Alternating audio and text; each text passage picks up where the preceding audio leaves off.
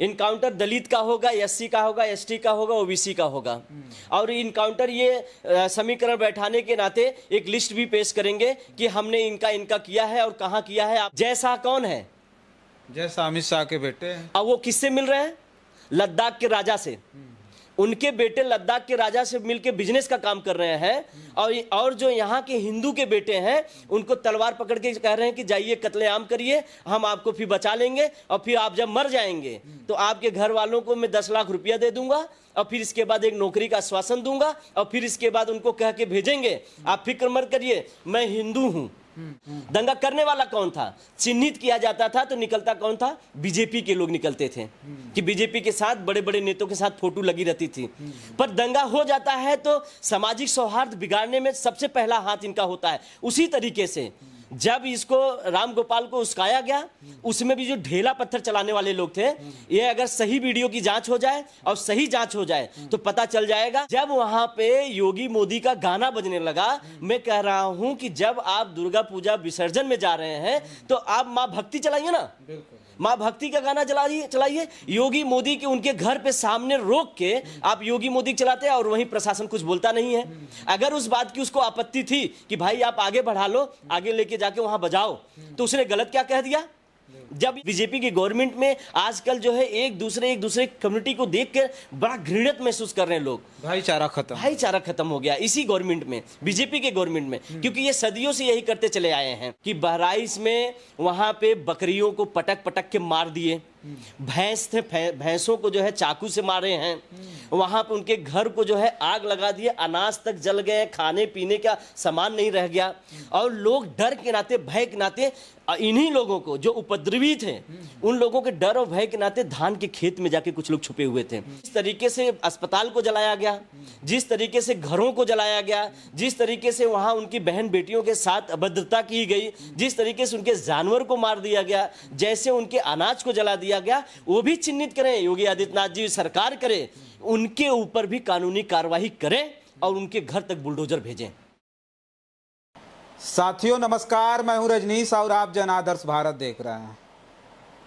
इस वक्त उत्तर प्रदेश की राजनीति में इतनी ज़्यादा गर्माहट है कि पूछिए मत। इस बीच कई घटनाओं का जिक्र लगातार सोशल मीडिया से लेकर स्ट्रीम मीडिया पर छाई हुई है और पूरे देश भर में उत्तर प्रदेश चर्चाओं में बना हुआ है। गोपाल मिश्रा की मौत हुई बहराइच दंगे में और उस मामले में 2 लोगों का पुलिस ने इनकाउंटर भी कर दिया है।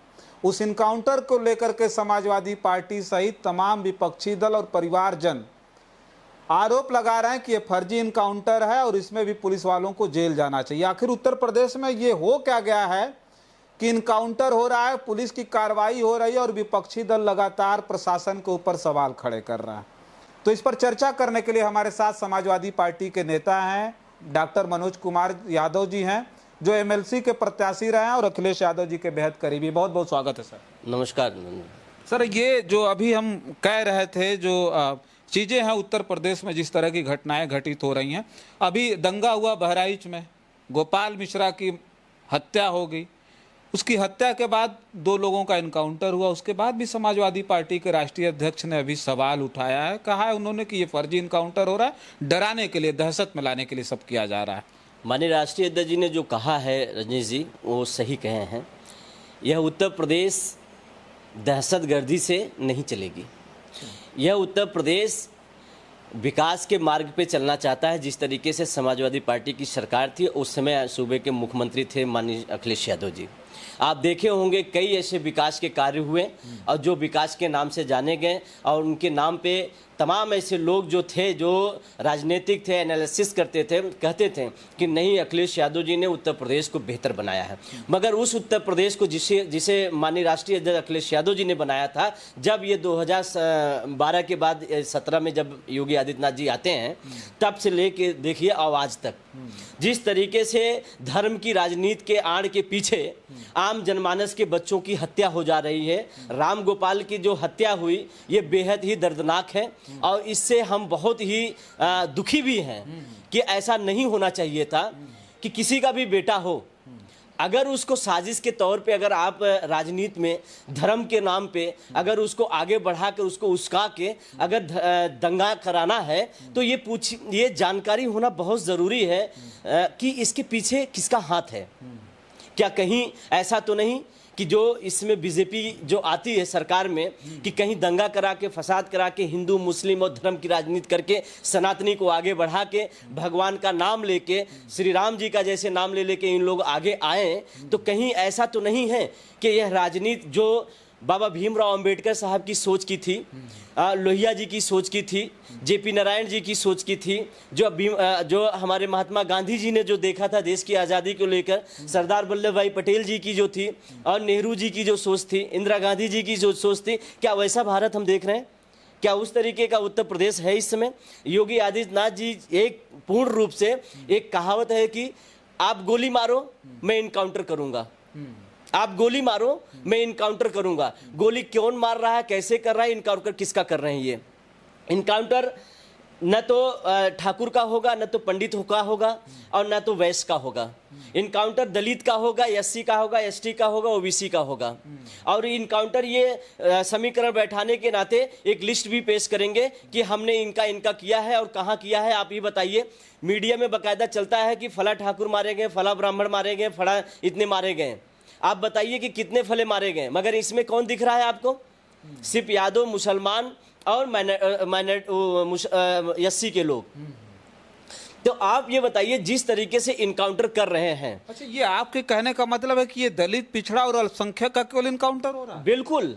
अच्छा। उत्तर प्रदेश में यही चल रहा है और ये फर्जी इनकाउंटर। और ये अच्छी ये मैं बताइए कि आप अगर सत्ता में आए हैं तो सत्ता में कुछ आप लेके आए होंगे, आपका एक सोच होगी कि मैं सत्ता में आऊंगा तो महंगाई कम करूंगा, भ्रष्टाचार कम करेंगे, फिर इसके बाद जो नौकरी होता है छात्रों को नौकरी देंगे, बेरोजगारी जो हम खत्म करेंगे, किसान नौजवान जो है अपने खुशहाली में आएंगे। तो आज के डेट में क्या हो रहा है? जहां देखो वहां हत्या, लूट, बलात्कार, दंगा। क्या ये उत्तर प्रदेश इसी चीज को देख के आगे बढ़ रहा है? और आपके इस उत्तर प्रदेश में हमें बताइए रजनीश जी कि कोई भी ऐसा व्यक्ति, कोई इन्वेस्टर आ रहा है क्या उत्तर प्रदेश में? इतना दंगा, इतने लूट घसोट और यहाँ पे माफियागिरी रहेगा, कौन ऐसा व्यापारी आएगा, कौन ऐसी कंपनी आएगी जो यहाँ पे अपना इन्वेस्ट करेगी? कोई इन्वेस्टर देखा आपने? तो क्या ये सब देख करके इन्वेस्टर आना नहीं चाहते? बिल्कुल नहीं आना चाहते। कौन चाहेगा कि हम अपना पैसा लगाएं और फिर इसके बाद जो है बर्बाद हो जाएं? क्योंकि ये उत्तर प्रदेश माननीय योगी आदित्यनाथ जी इसको एकदम जो है ना, इस यहाँ की सड़कें, यहाँ के घर, यहाँ के गांव, खेत खलियान को लाल कर दिया है, लाल कर दिया है। बहराइच में देखें किस तरीके से हुआ। राम गोपाल मिश्रा जो है वो जो मुस्लिम के घर में घुसते हैं, आप ये बताइए नॉर्मली घर में किसी को कोई घुस सकता है? अगर किसी के घर में घुसने के पहले से आप अगर जाएंगे तो आप नोक नोक करेंगे, आप उसको खटखटाएंगे, फिर इसके बाद आज्ञा लेके उसके घर में आप घुसेंगे। ये इसका मन ऐसा कैसे बढ़ गया था कि उसके घर में घुसा, ऊपर जाके हरा झंडा उठा के केसरिया झंडा लहराया। किसके कहने पे? आखिरकार वो किसी सांसद या विधायक का बेटा था? आप बताइए। नहीं था। जय शाह कौन है? जय शाह अमित शाह के बेटे हैं। अब वो किससे मिल रहे हैं? लद्दाख के राजा से। उनके बेटे लद्दाख के राजा से मिलके बिजनेस का काम कर रहे हैं। और जो यहाँ के हिंदू के बेटे हैं उनको तलवार पकड़ के कह रहे हैं कि जाइए कत्लेआम करिए, हम आपको फिर बचा लेंगे और फिर आप जब मर जाएंगे तो आपके घर वालों को मैं 10 लाख रुपया दे दूंगा और फिर इसके बाद एक नौकरी का आश्वासन दूंगा और फिर इसके बाद उनको कह के भेजेंगे, आप फिक्र मत करिए, मैं हिंदू हूं, मैं हिंदू हूं, आप जो चाह रहे हो मैं वो कर दूंगा। इसका मतलब है कि आप मुख्यमंत्री नहीं, आप मर्डरिस्ट हैं। आप इनकाउंटर करवा के क्या दिखाना चाहते हैं? दहशत से आप यहाँ पे उत्तर प्रदेश की सरकार चलाना चाहते हैं? डर और भय के माहौल में बना के सरकार चलाएंगे? इस तरीके से आप ये करते हैं इनकाउंटर। देखिए कानून है ये, यहाँ पे जुस्टी है हमारी, जिंदा है अभी। कानून के माध्यम से जो भी कोई गलत काम करेगा इस भारत में, उत्तर प्रदेश में, उसको कानून सजा देगी। आप कौन होते हो भाई इस तरीके के सजा देने के लिए? आप कौन हैं? आपकी पुलिस जो है फेलियर है। अगर वहां पे पुलिस या अगर हमें तो नहीं लग रहा है कि जो हिंसा हुआ है वहाँ पे बहराइच में कहीं न कहीं सोची समझी रणनीति के तहत जो है ये हुआ है रजनीश जी। अच्छा, एक चीज़ हम ये जानना चाहेंगे कि ये लगातार भारतीय जनता पार्टी कहती रही कि जब से हम सत्ता में आए कहीं दंगे नहीं हो रहा है। समाजवादी पार्टी की सरकार थी तो हर जगह दंगे होते थे, उत्पात मचाया जाता था, समाजवादी जो पार्टी के लोग हैं खुदे गुंडई करते थे। लेकिन इनके सरकार में इस तरह के दंगे हो रहे हैं, लोग मारे जा रहे हैं, और इसमें एक तस्वीर देखी गई कि 100 यात्रा निकाली गई। इतने मतलब खराब मामले में, इतने बुरे माहौल में 100 यात्रा निकाली गई। उस 100 यात्रा में लोग अपने हाथों में डंडा, बांस, मतलब ये सब लेकर के, लाठी लेकर के चल रहे थे। इसको देख करके आपको क्या लगता है? रजनीश जी, सरकार जो हमारी जब थी तो हमारे सरकार में कोई दंगाई इस तरीके के नहीं थे, क्योंकि ये भारतीय जनता पार्टी सरकार में आई है, शासन सत्ता में आई है, तो दंगा फसाद और मंदिर मस्जिद के लोग के हिंदू मुस्लिम करके यही है वो लोग। टोपी पहन के जाएंगे, मुसलमान बन के जाएंगे, ये हिंदू रहेंगे मगर ये मुसलमान बन के जाएंगे और दंगा फैला देंगे। और दंगा फैला के फिर इसके बाद नाम किसको देते थे कि समाजवादी की गवर्नमेंट में दंगा हुआ। दंगा करने वाला कौन था, चिन्हित किया जाता था तो निकलता कौन था, बीजेपी के लोग निकलते थे कि बीजेपी के साथ, बड़े बड़े नेताओं के साथ फोटो लगी रहती थी। पर दंगा हो जाता है तो सामाजिक सौहार्द बिगाड़ने में सबसे पहला हाथ इनका होता है। उसी तरीके से जब इसको राम गोपाल को उस्काया गया, उसमें भी जो ढेला पत्थर चलाने वाले लोग थे, ये अगर सही वीडियो की जांच हो जाए और सही जांच हो जाए तो पता चल जाएगा वहां पे जो सरफराज को जो बताया, मोइम को जो बता रहे हैं, जो दोनों लड़कों का इनकाउंटर हुआ है, ये दोनों लड़के उस समय जो है ये इसके चक्कर में नहीं थे। जब वहां पे योगी मोदी का गाना बजने लगा, मैं कह रहा हूं कि जब आप दुर्गा पूजा विसर्जन में जा रहे हैं तो आप मां भक्ति चलाइए ना, मां भक्ति का गाना चलाइए। योगी मोदी के उनके घर पे सामने रोक के आप योगी मोदी चलाते हैं और वहीं प्रशासन कुछ बोलता नहीं है। अगर उस बात की उसको आपत्ति थी कि भाई आप आगे बढ़ा लो, आगे लेके जाके वहां बजाओ, तो उसने गलत क्या कह दिया जब ये गलत कर दिया। क्योंकि वहां देखिए ये भी एक बात सोचना पड़ेगा, क्योंकि वो पूरी प्लानिंग थी, प्री प्लानिंग की स्थिति बना के तब ये सब किया गया था। तो ऐसा जब होगा तो एक पहले तो उसकाया जाएगा, फिर इसके बाद जो हम झगड़ा करने का एक मूड बनाया जाएगा, तब इसके बाद करेंगे। जब ये बातें हो गई तो पीछे से कोई लोग पत्थर फेंकने लगे। जब पत्थर फेंकने लगे तब उसमें ये हो गया कि अरे देखिए हमारा जो है यहाँ पे दुर्गा पूजा का वो विसर्जन का रथ जा रहा है और ये लोग जो है मुसलमान लोग जो है पत्थर फेंक रहे हैं। अब उसी में दंगा फैल गया। तो दंगा फैलाने वाले के बीच में इतनी बड़ी भीड़ थी और ये पुलिस फेलियर क्यों हो गई। और जब जान रहे हैं कि 15-15 जो है दुर्गा पूजा का जो है रथ यात्रा जा रहा है, तो उसमें पुलिस क्या कर रही थी, भारी संख्या में पुलिस होनी चाहिए थी और तब इसके बाद जाना था। और जानते थे कि वहां पे अदर कम्युनिटी वाले लोग हैं कि कोई न कोई समस्या हो सकती है, तो उसके लिए तो तैयार रहना चाहिए था। तो कहीं ना कहीं इस तरीके से हमने देखा कि जो उसके साथ घटना हुआ ये होना नहीं चाहिए था, और हुआ तो कानूनी प्रक्रिया में लाके उसी के साथ जो है सिर्फ होना चाहिए था। वहां के लोगों को कितना बर्बाद कर दिया गया, वहां के घर जला दिए गए, एक गलती सैकड़ों का घर जला। और वहाँ की बहन बेटी, जो मुसलमान की बहन बेटी थी, उनके साथ छेड़छाड़ हुआ। यहाँ तक कि वहाँ के लोग जब बोलते थे ना, आपको बता दें, तो वो मंजर जो सुनने को होता था तो बड़ा बुरा लगता था, चाहे वो हिंदू हो चाहे मुस्लिम हो, इस देश का रहने वाला वो व्यक्ति है। अगर हम इसी तरीके से करते रहेंगे तो जो कहा गया कि हिंदू मुस्लिम सिख ईसाई आपस में सब भाई भाई, कहाँ का परिचय दे रहे हैं। इस बीजेपी की गवर्नमेंट में आजकल जो है एक दूसरे कम्युनिटी को देख कर बड़ा घृणित महसूस कर रहे हैं लोग। भाईचारा खत्म हो गया इसी गवर्नमेंट में, बीजेपी के गवर्नमेंट में, क्योंकि ये सदियों से यही करते चले आए हैं। और इनको इस बार ऐसा मौका मिल गया कि SC OBC वाले लोग जो है मौका देके इनको यहाँ बैठा दिए हैं। ये भरपूर जो इनके अंदर की विषैले सोच थे ना, उसको पेश कर रहे हैं। अच्छा, एक बात ये भी जानेंगे, लोकसभा चुनाव से ठीक पहले इस तरह का दृश्य था, लोकसभा चुनाव के बाद अब तो ये दृश्य बढ़ता जा रहा है।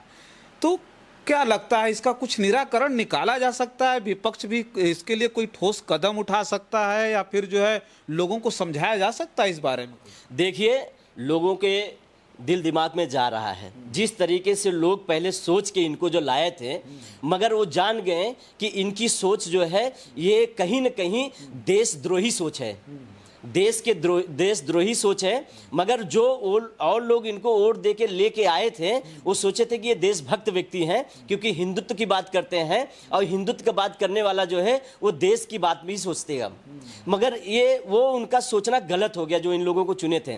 तो आज उसी का परिणाम था 2000 यही आपके 24 वाले लोकसभा में, जब लोगों ने इनको पलटवार कर दिया और इनको जो है धरातल पे ला दिया, तो इन लोगों का जो है सारा सिस्टम जो है ना वो बिखर गया। वो सोचे कि नहीं, हमको फिर वो नेगेटिव पॉइंट जो है आपको करना पड़ेगा। मैं जो पहले से करते चले आए थे हिंदू मुस्लिम वाला मंदिर और मस्जिद का, उसको पहले लाओ सामने, क्योंकि नहीं तो हमारा सीट जो है कुर्सी चली जाएगी और इसके बीच में जब तक हम सरकार में तो जो भ्रष्टाचार किए हैं उसका फिर दूसरी सरकार आएगी तो उजागर कर देगी, तो लोग जान जाएंगे कि ये सबसे बड़े पापी भ्रष्टाचारी और ये हिंदू विरोधी लोग हैं। ये सिर्फ अपने जेब में और अपने शौक में रखने के नाते ये सब सारी व्यवस्था बनाए थे, जिसकी वजह से ये राजनीति करके हिंदू मुस्लिम पे हमको आए हैं। रही बात, मैं फिर बहराइच पे आना चाहता हूँ रजनीश जी, क्योंकि बहराइच में जो मैं पूरा कहना चाह रहा था कि बहराइच में वहाँ पे बकरियों को पटक पटक के मार दिए, भैंस थे भैंसों को जो है चाकू से मारे हैं, वहां पे उनके घर को जो है आग लगा दिए, अनाज तक जल गए, खाने पीने का सामान नहीं रह गया। और लोग डर के नाते भय के नाते इन्हीं लोगों को जो उपद्रवी थे उन लोगों के डर और भय के नाते धान के खेत में जाके कुछ लोग छुपे हुए थे। फिर इसके बाद बहुत मंजर वो बुरा लगता है, हमने कभी देश की आज़ादी में कभी भी मुसलमानों को पाकिस्तान जाते हुए नहीं देखा है, मगर बहराइच में जिस तरीके से काम हुआ, वहाँ के मुसलमानों को बैठा के गाड़ियों से, पुलिस की गाड़ियों से उठा के दूसरे स्थान ले जाया जा रहा था। ऐसा लग रहा था कि जब देश की आज़ादी हुई होगी, जब इतना माहौल बना होगा तो किस तरीके का माहौल रहा होगा, शायद वो मंजर हमको बहराइच में देखने को मिला।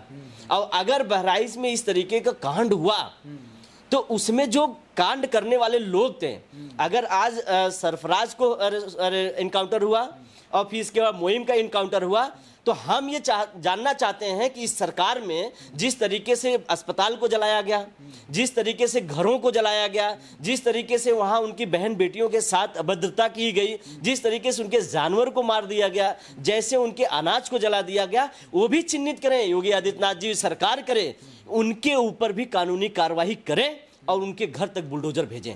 ये मेरी मांग है कि अगर उन लोग भी किए हैं तो इसका मतलब हिंसा करने वाले वो भी हैं, चाहे हिंदू हो या मुस्लिम हो, मगर इस तरीके का तांडव करने वाले जो लोग थे उनको भी चिन्हित करके उनको भी जेल भेजने का काम करें। एक चीज, जब उनको बुलाएं तो उन परिवार को, राम गोपाल के परिवार को कंपनसेशन जो है ये सरकार दी, मगर वहीं एक लखनऊ में उस बच्चे का देखिए क्या नाम था, अमन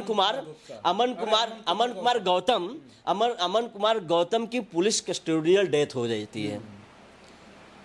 क्या वो हिंदू नहीं है? गौतम है तो इसका मतलब हिंदू नहीं है?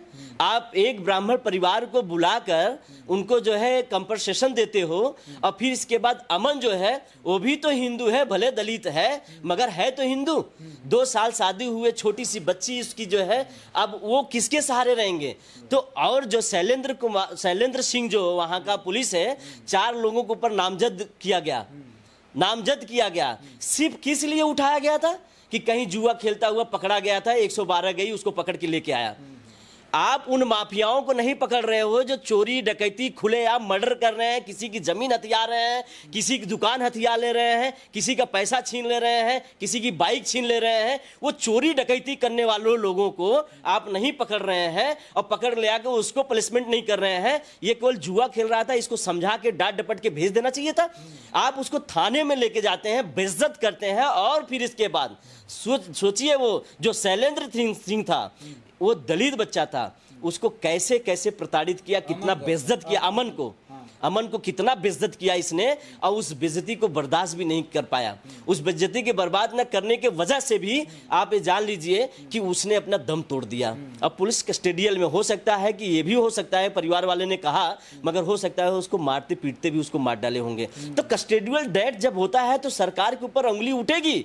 और फिर इसके बाद अगर मुकदमा भी लिखा जाता है तो आप ये बताएं हमको, जब मुकदमा लिखा जाता है तो उनके ऊपर उनको FIR हो गया तो उनको पकड़ा भी नहीं जा रहा है। कहां है वो पुलिस वाले?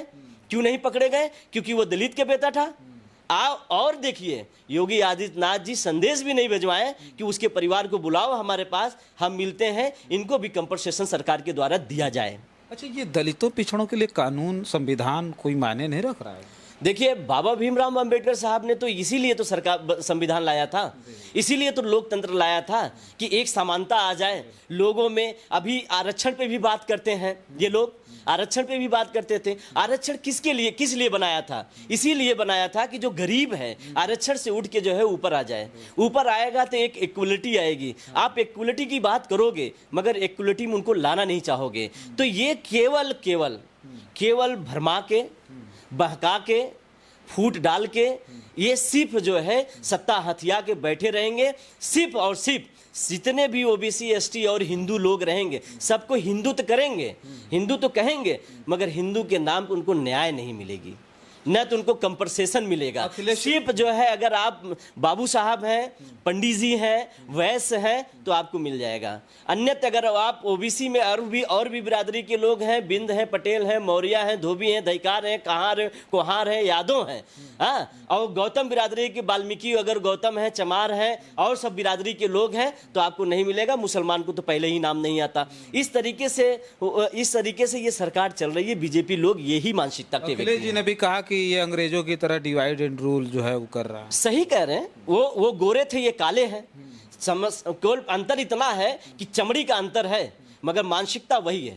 शासन शैली एक तरह की। शासन सत्ता चलाने की शैलियां जो है उनकी वही हैं। सिर्फ शरीर का चमड़ा बदला हुआ है, भारतीय है, मगर जो सोच है वो अंग्रेजी सोच है और अंग्रेजी हुकूमत के तहत जो है ये लोग काम कर रहे हैं।